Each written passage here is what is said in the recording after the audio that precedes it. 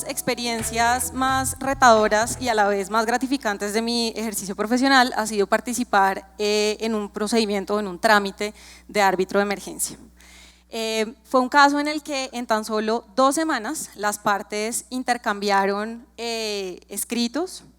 incluso en ocasiones en que los plazos concedidos eran términos de horas, incluso en días no hábiles. Las partes contestaron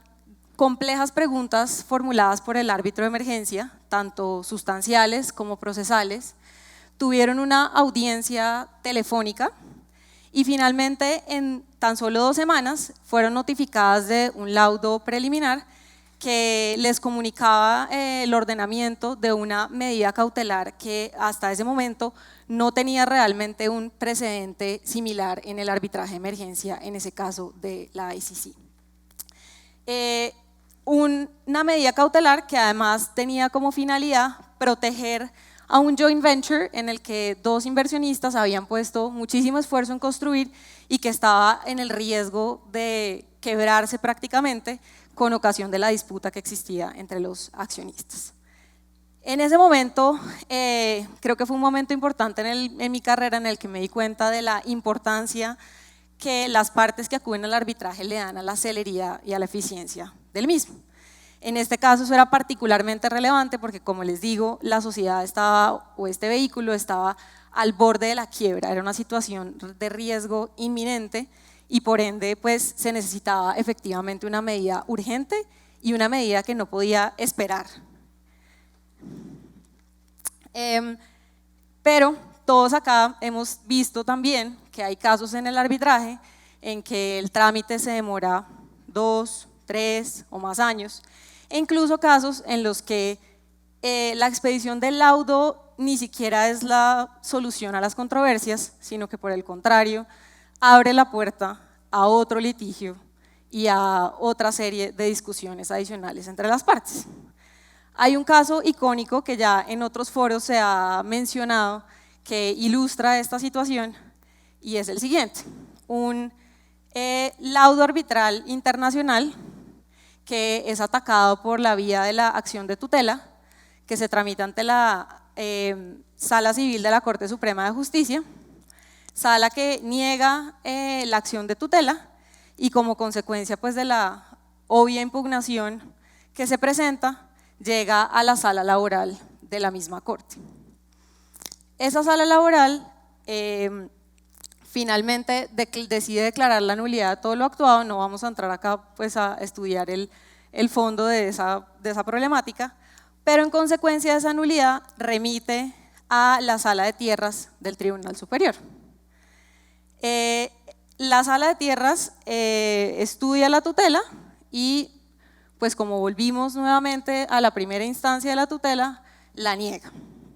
Y como es impugnada, esa impugnación vuelve a llegar nuevamente a la Sala Civil de la Corte Suprema de Justicia, que otra vez niega la tutela. Es decir, dimos toda la vuelta y finalmente volvimos a llegar al mismo resultado.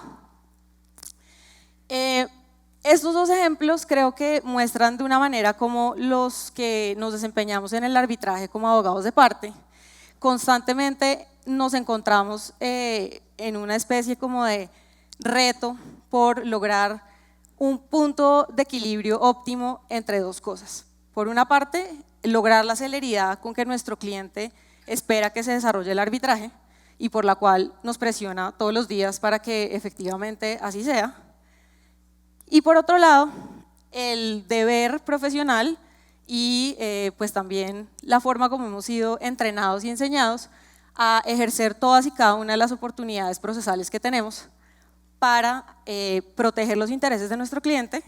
y en últimas pues lograr ese resultado que nos beneficia a nosotros y a nuestro cliente. Esta dualidad o este conflicto se ha analizado también a la luz del rol que juegan los árbitros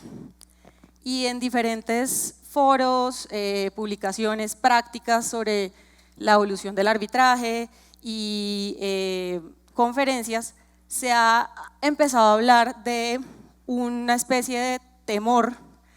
o paranoia que tendrían los árbitros de tomar ciertas medidas que, si bien podrían favorecer la celeridad del procedimiento, después, de manera completamente injustificada, podrían conducir a que alguna de las partes alegue que hubo una violación al debido proceso. Entonces, los que han estudiado este tema pues han concluido que ese temor finalmente lo que podría generar es que los árbitros prefieran no arriesgarse, no tomar o no abrir la puerta a ninguna reclamación posterior por alegaciones de violación al debido proceso, por infundadas, injustificadas que puedan ser. Y eso en consecuencia pues tiene un impacto directo en la celeridad del arbitraje y en las medidas que se toman para conducir el procedimiento. Entonces, esta tesis de la paranoia básicamente indica que entonces los árbitros, por ese temor, podrían abstenerse de tomar ciertas medidas que son indispensables para que el procedimiento se pueda conducir de una manera más eficaz. Entonces, por ejemplo, se podrían abstener de negar pruebas, incluso si son abiertamente impertinentes, inútiles, inconducentes para el procedimiento, simplemente para prevenir que después una parte no se pegue de ahí para una anulación, para una tutela, para oponerse a la ejecución del laudo, o por el contrario, pues también adoptan actitudes o toman medidas más activas, como aplazar una audiencia o conceder algunos plazos adicionales, o incluso considerar y dedicarle secciones en el laudo a algún escrito que se pudiera haber presentado y que realmente pues era inocuo o pues innecesario. Cuando yo leí sobre ese tema la primera vez, pues me hice la pregunta de si realmente pues eso es algo que, una paranoia o un temor que realmente existía, y si adicionalmente pues era un temor realmente válido.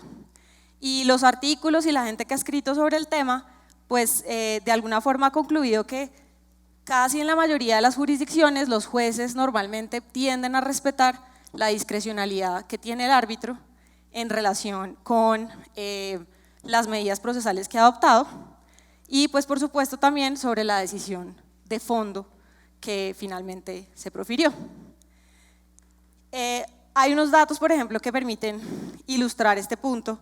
y es estas estadísticas de los laudos de la Cámara de Comercio de Bogotá proferidos entre el 2006 y el 2018. De 1.052 laudos proferidos en ese periodo de tiempo, únicamente 27 han sido efectivamente anulados. Eso es el 2.6% de esos laudos. Por otra parte, pronunciamientos relativamente recientes de la Corte Suprema de Justicia y de la Corte Constitucional se han fijado unos lineamientos o una serie de principios, me voy a referir concretamente a dos, que pues resultan también útiles para de alguna manera dilucidar esta dificultad o choque entre estos dos elementos de los que hemos hablado. El primero es el principio de proejecución, que la Corte Suprema de Justicia lo ha analizado refiriéndose a las solicitudes de ejecución o reconocimiento de laudos arbitrales extranjeros que llegan para estudio o reconocimiento a la Corte Suprema. La Corte Suprema básicamente ha concluido que en cualquier caso gris, difícil o oscuro en el que una parte se está oponiendo al reconocimiento del laudo como consecuencia o bajo el alegato de una supuesta violación al debido proceso o al orden público, el criterio interpretativo que debe primar es el criterio que tienda a asegurar el reconocimiento, y un criterio de interpretación que sea supremamente restrictivo respecto de que cuando hay una violación al orden público internacional. En la sentencia en que se define, o que se establece, una de las muchas en que se establece este concepto, también se hace referencia a cuál debe ser el parámetro de interpretación sobre alegaciones a violación al debido proceso.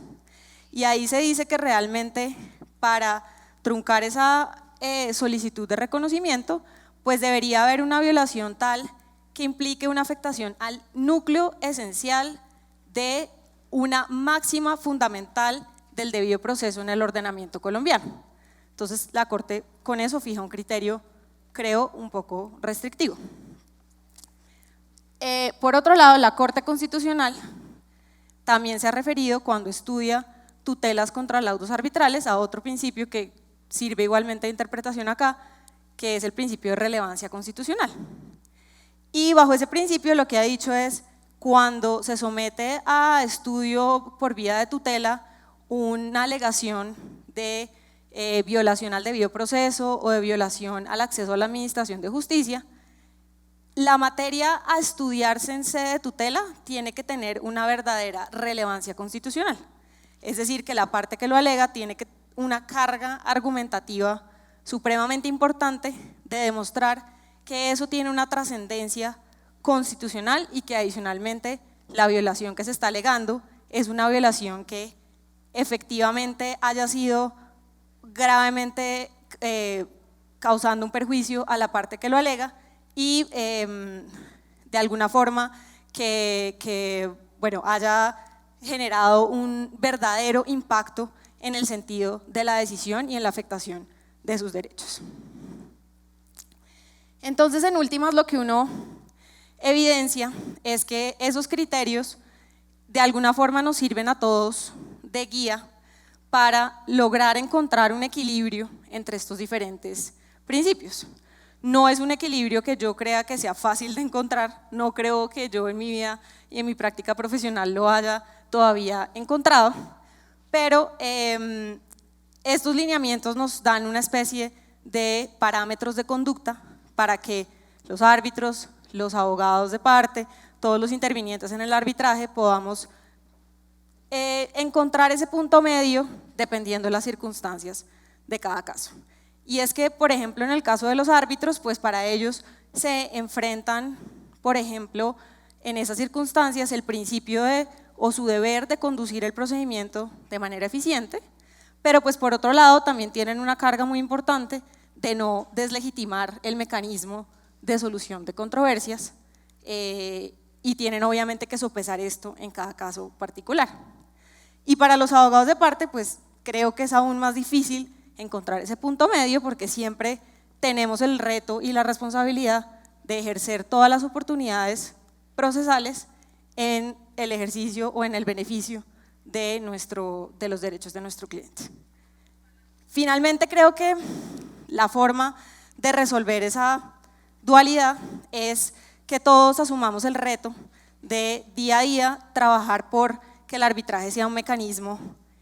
eficiente en el sentido en que sea rápido, lo más rápido posible dependiendo de las circunstancias particulares de cada caso y que además sea un mecanismo eficaz, que efectivamente resuelva la controversia para las partes y no, como veíamos en el primer ejemplo, que se torne su decisión en el laudo en un punto de un inicio de un nuevo litigio o de unas múltiples controversias entre las partes. Gracias.